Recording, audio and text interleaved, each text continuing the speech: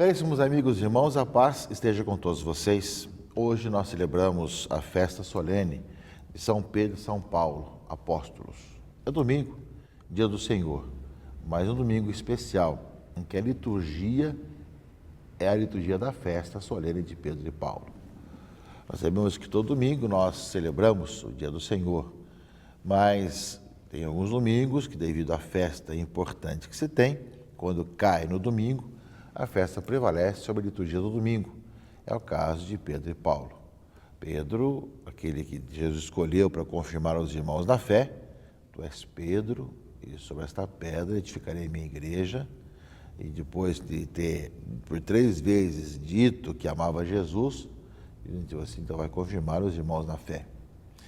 E Paulo, o grande apóstolo dos gentios, que encontrou com Cristo ressuscitado no caminho de Damasco, e que, convivendo com os discípulos de Jesus, com os apóstolos, foi justamente trabalhando na expansão da palavra de Deus e do anúncio de Jesus Cristo.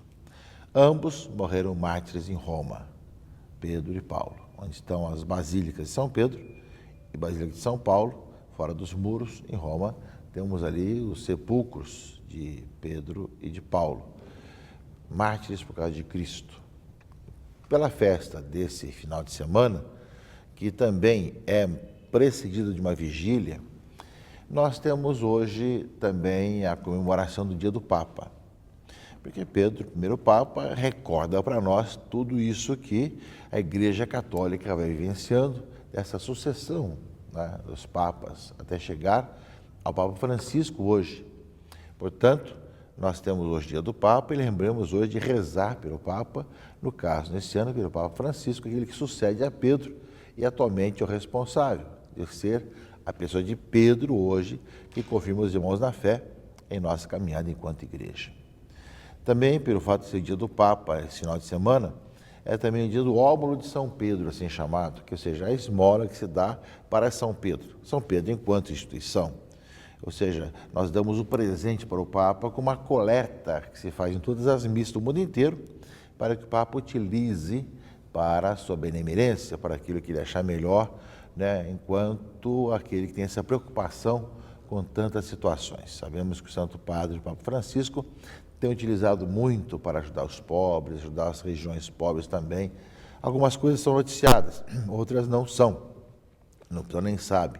Mas são muitas benemerências que o Papa, através daquilo que arrecada de doações, que passa aos outros, que ajuda os demais, não só em Roma, mas no mundo inteiro. Então, o óbolo de São Pedro é a coleta de todas as missas, de todas as paróquias que são enviadas para a diocese ou arquidiocese, que, por sua vez, envia como doação, como presente ao Santo Padre, para que ele possa, em nome da igreja, como igreja, ajudar as pessoas. Para quem ama e para quem vive como família de Deus, como igreja, esses gestos são gestos bonitos, gestos que se faz com carinho e com generosidade. Nós sabemos as dificuldades que existem em todos os lados, ainda mais num momento difícil que passa o país, com as dificuldades financeiras. No entanto, o carinho do povo de Deus de estar, digamos, ajudando o Santo Padre a fazer o bem, será muito bem correspondido. E muito mais também as paróquias, sabendo essa corresponsabilidade de poder cumprir bem essa missão de todas as coletas, todas as missas, irem realmente através da diocese, como presente ao Santo Padre no óbolo de São Pedro. São oportunidades, meus irmãos e irmãs, que Deus nos concede para vermos ainda mais essa unidade e essa fraternidade. Então, celebramos, nesse final de semana, São Pedro e São Paulo. E as leituras estão de acordo justamente com Pedro e Paulo. São leituras que falam de ambos, né, que nos ajudam a ver a missão de Pedro e Paulo. Então, assim é, caríssimos irmãos e irmãs, que nós escutaremos as leituras, né, de acordo com a São Pedro e São Paulo. E a leitura primeira, dos Atos dos Apóstolos, né, fala da prisão de Pedro. Né? O rei Herodes prendeu alguns membros da igreja para torturá-los e mandou matar a espada Tiago, irmão de João. E vendo que isso agradava aos judeus, mandou prender também a Pedro. Pedro, o discípulo de Jesus, que Deus tinha dado como missão de primeiro Papa, foi preso, né? E era época da Páscoa, eram os dias dos pães ázimos. Depois de prender Pedro, colocou na prisão e ao mesmo tempo guardado por 4 grupos de soldados, né?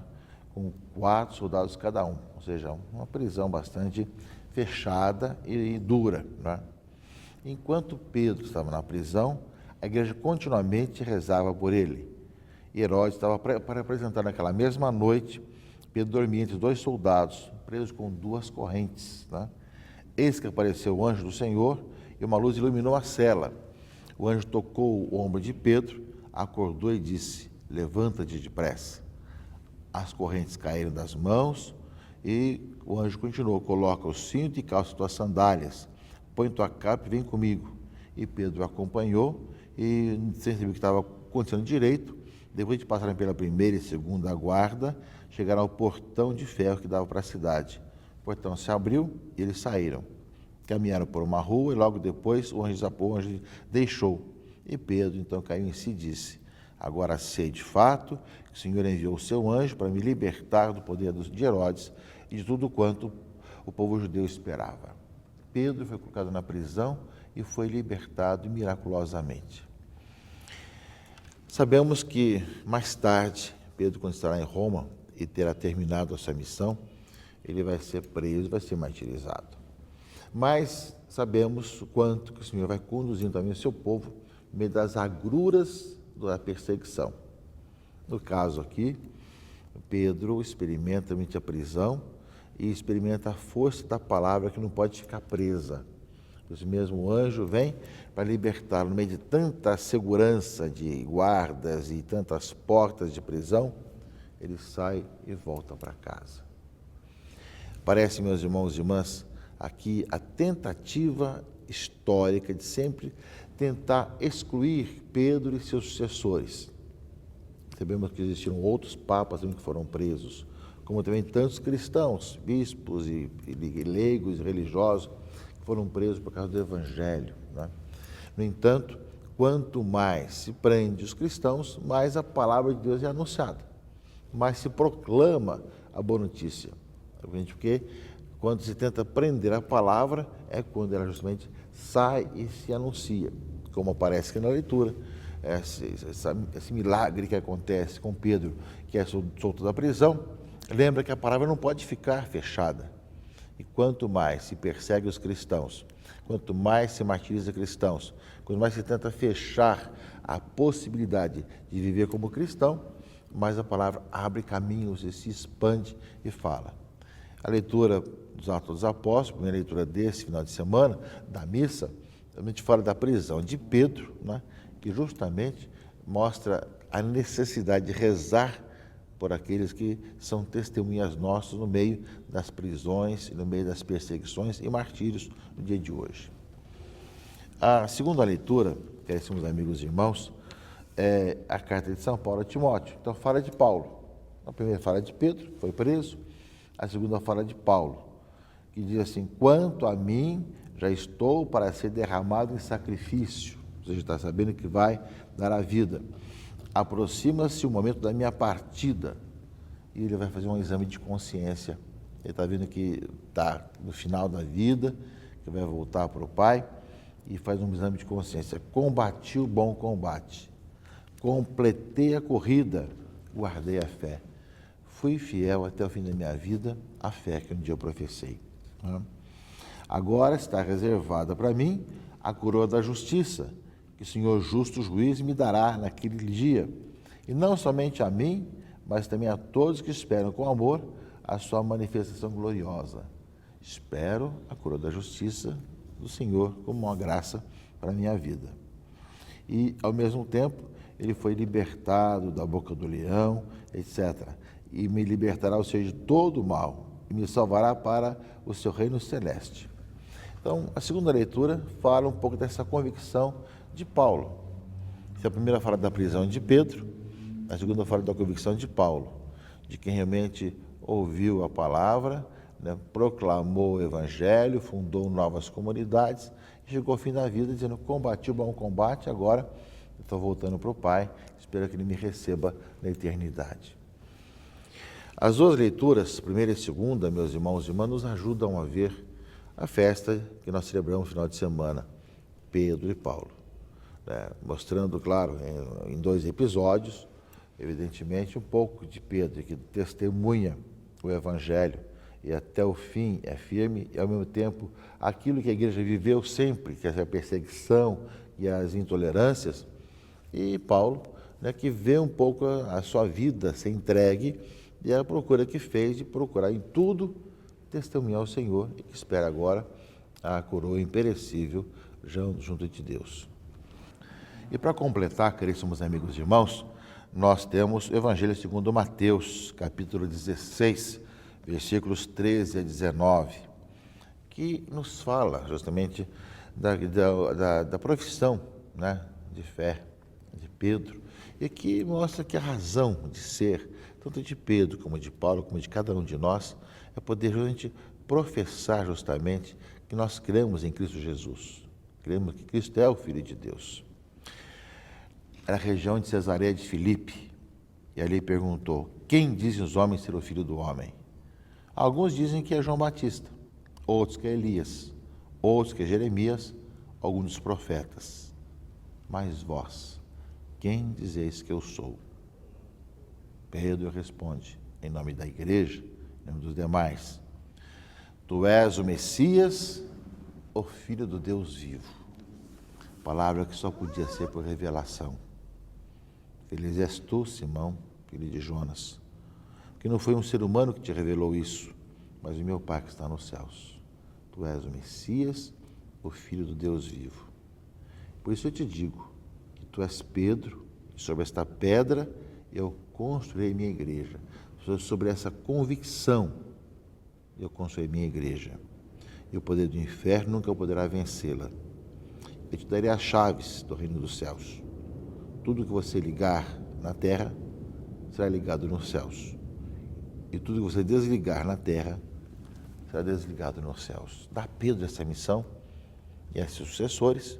Mas lembra para nós, meus irmãos e irmãs, a necessidade de que nós todos, nessa missão que temos, como Pedro, como Paulo, como os apóstolos, cada um de nós, o que nos caracteriza é acreditar que Jesus Cristo é o Verbo eterno, o Filho de Deus, o Verbo encarnado, o rosto humano de Deus.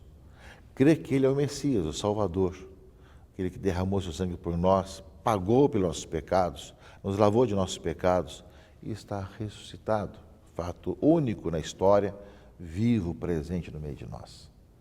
Essa convicção deve marcar a nossa vida. É por causa de ter encontrado o Cristo vivo, ressuscitado, que Pedro, Paulo e tantos outros deram a sua vida. Se Cristo não tivesse ressuscitado, vã seria a nossa fé. Por isso mesmo, a palavra justamente de Pedro, tu és o Messias, o Filho de Deus vivo, deve estar ecoando na nossa vida, no coração de cada um de nós também, nesse final de semana, meditando, refletindo, pedindo, assim como Pedro fez a sua profissão de fé em nosso nome, diante de Jesus, nós somos chamados a atualizar isso também em nossa vida, caríssimos irmãos e irmãs. Atualizar de tal maneira que nós permitemos também poder dizer às pessoas, ao mundo, à sociedade, nós somos testemunhas do Senhor Jesus Cristo, que está vivo, presente no meio de nós. É a nossa vida e nós queremos cada vez mais testemunhá-lo.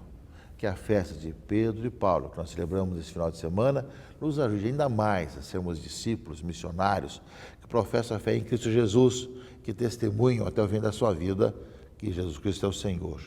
Rezemos pelo Santo Padre, Papa Francisco, no dia do Papa, e façamos nosso presente, Santo Padre, com a obra de São Pedro. E que Pedro e Paulo intercedam por nós, pela fidelidade ao Evangelho, pela missão de evangelização a todos os cantos, como foi também a vida de Paulo. Que Deus abençoe, proteja e guarde a todos, em nome do Pai, e do Filho e do Espírito Santo. Amém.